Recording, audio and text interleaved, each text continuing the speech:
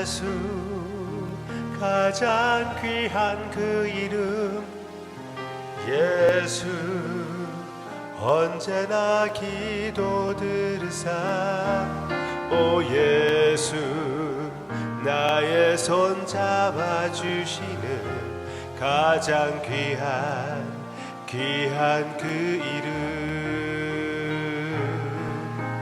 예수 찬양하기 원하네 예수 처음과 나중 되시는 오 예수 날 위해 고통 당하신 가장 귀한 그 이름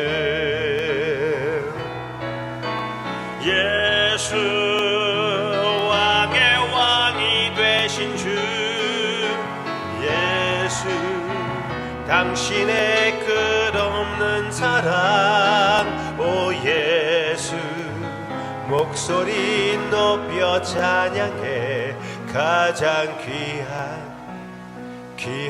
그 이름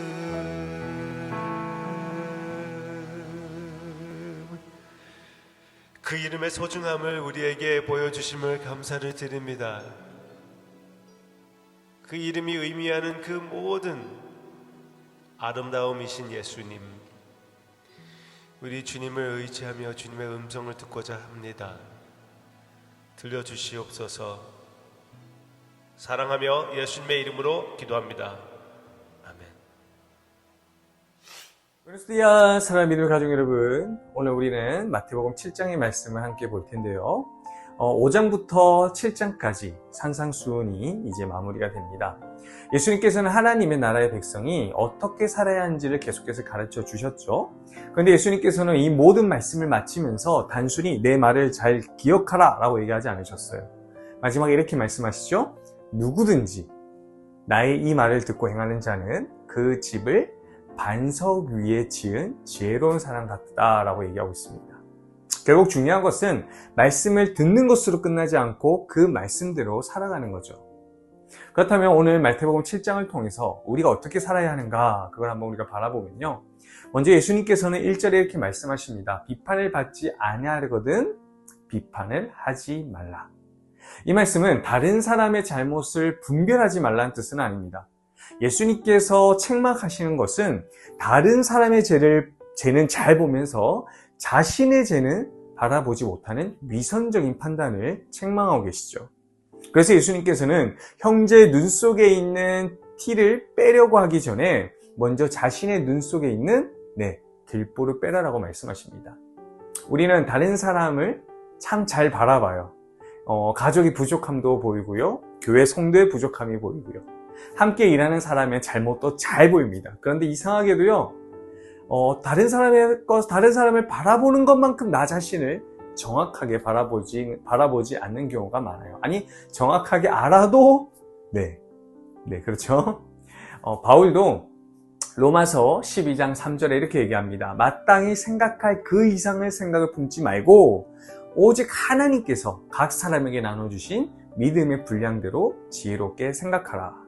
여기서 분량대로란 말은요, 믿음의 크기가 있다는 뜻이 아닙니다. 믿음은요, 다 똑같아요. 단지 성령님의 충만하심의 차이는 있겠죠. 여기서 바울이 말하는 것은 믿는 사람으로서 바라보라는 겁니다. 그러니까 그리스도인으로서 누구든 바라보라는 거죠. 나 자신을. 그리고 그리스도인은요, 먼저 나 자신을 바르게 바라봅니다. 나 자신을요, 실제보다 높게 생각하며 교만하지 않고요. 그렇다고 해서 하나님이 나에게 주신 것을 부정하면서 나를 너무나 지나치게 낮게 바라보았어도 안 되는 거죠. 물론 우리는 완전한 사람이 아닙니다. 하나님의 은혜가 필요한 죄인이죠. 그러한 동시에 우리는 은혜로 구원을 받았고 그리스도 안에 하나의 몸이 된 지체입니다. 이렇게 그리스도인으로서 나 자신을요, 바르게 바라볼 수 있다면요. 다른 사람도 다르게 보이게 될 겁니다. 그 사람에게 부족함이 있다고 해서 그 사람의 전체를 판단해서는 안 되는 거죠. 나에게 하나님의 은혜가 필요한 것처럼 그 사람에게도요, 하나님의 은혜가 필요하기 때문입니다. 하나님이 로마서 계속해서 12장에서도 각자 은사를 주신 것처럼 다 다양한 은사를 주셨기 때문이에요. 하나님께서 나를 변화시키고 계신 것처럼 그 사람도 하나님께서 말씀으로 변화시키고 계시는 가정에 있을 수 있기 때문이죠. 그래서 다른 사람의 부족함을 발견했을 때 우리가 그것으로 판단하기보다는 먼저 나 자신을 돌아보는 겁니다. 나는 괜찮은가? 이게 갈라디아서 6장에서 나 자신을 먼저 바라보라는 그 말씀과 같은 거죠. 그리고 이 사람을 내가 그리스도인으로 바라보고 있는가? 네, 우리는 이것이 필요합니다. 그런데 이렇게 사는 게 쉬울까요? 쉽지 않죠. 그래서 예수님께서는 이야기를 여기서 끝내지 않고 말씀하십니다. 구하라, 그리하면 너에게 주실 것이요. 찾으라, 그리하면 찾아낼 것이요. 문을 두드리라, 그리하면 너에게 열릴 것이니. 우리는 이 말씀을 단순히 내가 원하는 것을 하나님께 계속 요구하면 허락해 주실 거야 라는 의미를 생각하면 안 되죠. 산상수훈의 전체의 문맥을 우리가 한번 생각해 봐야 됩니다. 예수님께서는요, 원수를 사랑하라 하셨고요, 염려하지 말라고 하셨고요, 다른 사람을 함부로 판단하지 말라고 얘기하셨어요. 그런데 이 말씀이 진짜 하기 힘든 일이거든요. 우리가 이 말씀대로 살아갈 능력이요, 많지 않아요. 그래서 우리가 하나님께 구해야 합니다. 하나님, 저 사람을 바꿔 주십시오라고 기도하기 전에 먼저 나를 하나님의 은혜 가운데 충만케 해주십시오라고 기도해야 돼요. 하나님, 내가 저 사람을 용서할 수 있는 그 은혜를 느끼게 해주십시오. 하나님, 당신의 그 말씀대로 내가 살 수 있도록 힘을 주십시오. 살아갈 수 있도록 좀 도와주십시오라고 우리가 하나님께 의지하고 매달리는 게 필요합니다. 그리고 예수님께서는 하나님께서 우리에게 좋은 것을 주시는 아버지라고 분명히 말씀하세요. 그러므로 우리는 혼자 힘으로 신앙생활하는 사람이 아닙니다. 우리에게는요, 구하고 찾고 두드릴 수 있는 하나님 아버지가 계세요. 아멘. 그리고 12절에서 예수님께서는 사람들과의 관계에 대해서 아주 실제적인 말씀을 얘기하시죠. 무엇이든지 남에게 대접받고자 하는 사람은요, 너희도 남을 대접하라. 우리는 다른 사람이 나를 이해해 주기 바랍니다. 그러면 내가 먼저 이해해야 되죠. 다른 사람이 나에게 친절하기 원합니다. 그러면 내가 먼저 친절하면 됩니다. 다른 사람이 나를 용서해 주기 원합니다. 그러면 내가 먼저 용서해야 합니다. 신앙은요, 교회 안에서만 드러나는 것이 아니죠. 가정에서도 내가 어떻게 말하고 있는지, 나를 힘들게 하는 사람을 내가 어떻게 대하고 있는지, 나에게 아무런 유익을 주지 못하는 사람을 나는 어떻게 관계를 유지하고 있는지, 그 모습을 통해 우리의 신앙이 드러납니다. 그리고 예수님께서는 13절에서 말씀하십니다. 좁은 문으로 들어가라. 말씀대로 사는 길은요, 언제나 편한 길이 아닙니다. 정직하게 사는 것이요, 손해처럼 느껴질 때가 있어요. 용서하는 것이 억울할 때도 있어요. 내 생각과 욕심을 내려놓고 하나님의 말씀에 순종하는 것이 어려울 때도 있습니다. 그러나 그리스도인의 기준은요, 다른 사람도 다 그렇게 하는데요, 그게 아니에요. 우리의 기준은요, 하나님께서 무엇이라고 말씀하셨는가입니다. 많은 사람이 가는 길이라고 해서 반드시 그곳이 생명의 길이 아니죠. 그래서 우리는 매일 선택해야 합니다. 편안한 길을 갈 것인가, 아니면 말씀의 길을 선택할 것인가. 그리고 예수님께서는 21절에서 더욱 무거운 말씀을 하시죠. 나더러 주여 주여 하는 자마다 다 천국에 들어갈 것이 아니다. 어떤 사람들은 주님의 이름으로 선지자노도 하고요, 귀신도 쫓아냈고요, 많은 권능을 했다고 얘기합니다. 그런데 예수님께서는요, 그들에게 말씀하세요. 내가 너희를 도무지 알지 못한다.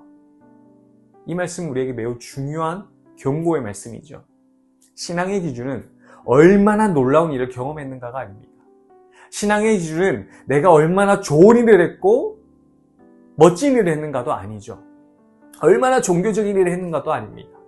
나는 정말 예수 그리스도를 알고 있고 그분이 우리에게 말씀해 주셨던 산상수훈의 그 말씀을 순종하며 살고 있는가.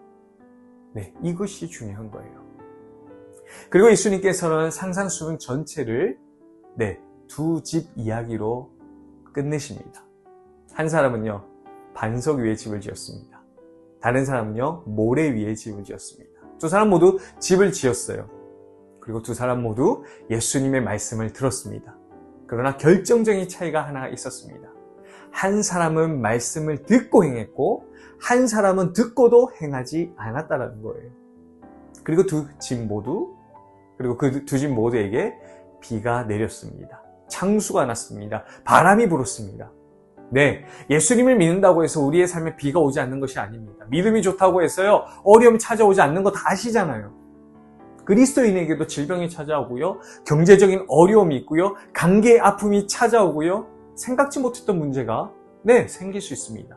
중요한 것은요, 비가 오느냐, 비가 오지 않느냐가 아니에요. 내가 무엇 위에 서 있느냐입니다.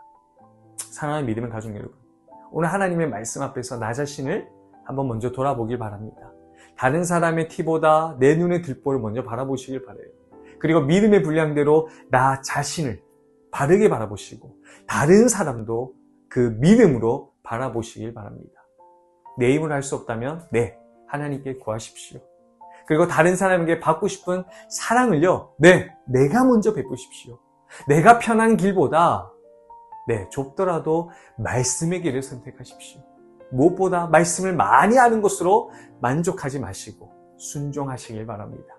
오늘 들은 말씀 가운데 한 가지라도 우리가 살아볼 수 있도록 노력하는 그런 멋진 하루가 됐으면 좋겠습니다. 비가 오지 않는 인생은 없습니다. 바람이 불지 않는 인생도 없어요. 그러나 그리스도 말씀 위에 세워진 삶은요, 비가 와도 창수가 나고 바람이 불어도 무너지지 않습니다. 그러므로 오늘 우리 자신에게 한 가지 질문을 해보시죠. 오늘 나는 어떤 말씀에 순종할 것인가? 오늘도 우리의 생각과 말과 행동을 그리스도의 말씀이라고 하는 반석 위에 세우며 살아가시는 우리 믿음의 가족들 되시기를 예수님의 이름으로 축원드립니다. 기도하겠습니다. 사랑의 주님, 감사합니다. 오늘도 우리에게 말씀이라는 반석을 허락해 주셔서 오늘도 우리가 어떻게 삶을 이어나가며 지어나갈 것인가를 돌아보게 해주시니 감사합니다. 아버지, 우리가 믿음의 분량대로 사람들을 바라보기 원합니다. 내 믿음이 크고 작음이 아니라 예수를 믿는 사람으로서 사람들을 바라보고 나 자신을 바라보기 원하오니 아버지, 그 가운데에 우리의 마음에 부족함이 느껴졌고 우리 마음에 어떤 필요가 느껴졌다면 다른 누군가의 움직임을 기대하고 나가는 것이 아니라 말씀대로 우리가 먼저 움직일 수 있도록 주님 함께하여 주시옵소서. 그래서 우리의 예배가 주일에만 드리는 예배 시간에만 드리는 예배로 끝나는 것이 아니라 모든 순간, 가정과 직장과 학교와 모든 순간 하나님께 예배 드리는 예배자로서 영광 돌리게 하여 주시옵소서. 우리 사랑하는 믿음의 가족들이 반석 위에 집을 지으며 나아갈 수 있도록 인도하여 주시옵소서. 감사드리며 살아계신 예수님의 이름으로 기도드립니다. 아멘.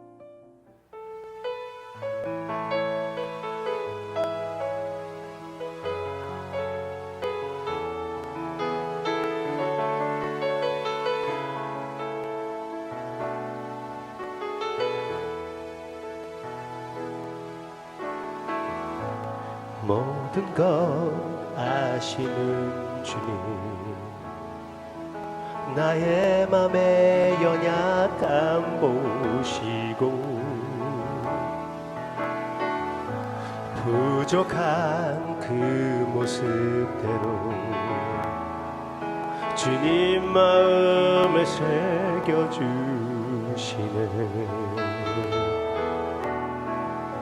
주님께 토로한 마음 하나하나 헤아려 주시니 그 마음 그 아픔들을 주님 손으로 품어주시네. 거친 길 위를 걸어갈 때도 험한 산이 앞을 막아도 빛 대신 주님의 두 손이 나를 붙드네. 주의 마음이 닿은 내 삶에 저민 슬픔을 씻으시는 주님을 찬양, 주 이름을 찬양하네. 거친 길 위를 걸어갈 때도 험한 산이 앞을 막아도 빛 대신 주님의 두 손이 나를 붙드네. 주의 마음이 닿은 내 삶에 저민 슬픔을 씻으시는 주님을 찬양, 주 이름을 찬양하네. 주 이름 찬양, 주 이름을 찬양하네.